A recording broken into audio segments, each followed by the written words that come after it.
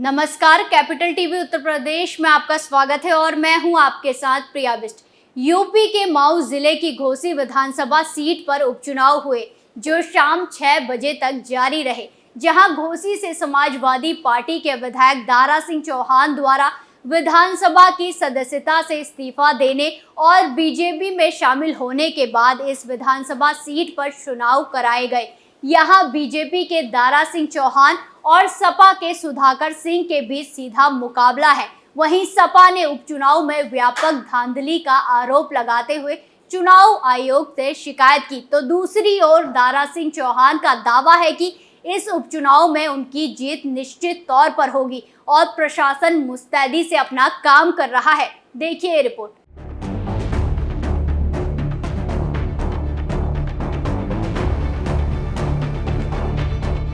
UP के मऊ में घोसी विधानसभा seat पर उपचुनाव की वोटिंग के बीच दारा सिंह चौहान ने बड़ा दावा किया। दरअसल घोसी उपचुनाव में वोटिंग के बीच सपा और बीजेपी के बीच बयानबाजी भी तेज हो गई थी। एक तरफ सपा ने प्रशासन पर बूथ रोकने का आरोप लगाया, तो वहीं बीजेपी प्रत्याशी दारा सिंह चौहान ने कहा कि यहां पर मतदान शांति पूर्वक किया जा रहा है और प्रशासन पूरी तरह से मुस्तैद है। उन्होंने कहा कि लोगों ने कमल का बटन दबाने की पूरी तैयारी कर ली है। 8 तारीख को जब घोसी उपचुनाव के नतीजे आएंगे तो बीजेपी को भारी बहुमत से जीत हासिल होगी। बीजेपी नेता ने दावा किया कि पोलिंग बूथों पर प्रशासन पूरी तरह से मुस्तैद है, पोलिंग में कहीं कोई गड़बड़ी नहीं है। उन्होंने दावा किया कि हम यहां भारी बहुमत से जीत रहे हैं। घोसी के साथ साथ आगामी लोकसभा चुनाव 2024 को लेकर भी दारा सिंह चौहान ने कहा कि घोसी में बीजेपी भारी बहुमत से जीत रही है और 2024 में भी हम लोग यूपी की सभी 80 सीटों पर जीत हासिल करेंगे।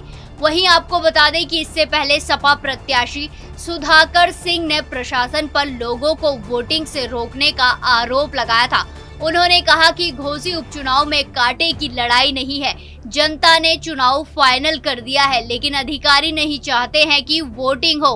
अभी हमें सूचना मिली है कि फतेहपुर जहां सबसे बड़ी पोलिंग है वहां 10 जवान और पुलिस इंस्पेक्टर आधार कार्ड चेक कर रहे हैं, स्पेलिंग पढ़ रहे हैं। इंस्पेक्टर को आधार कार्ड जांच करने का कोई हक नहीं है, वो पोलिंग बूथ ही नहीं जाने दे रहे हैं।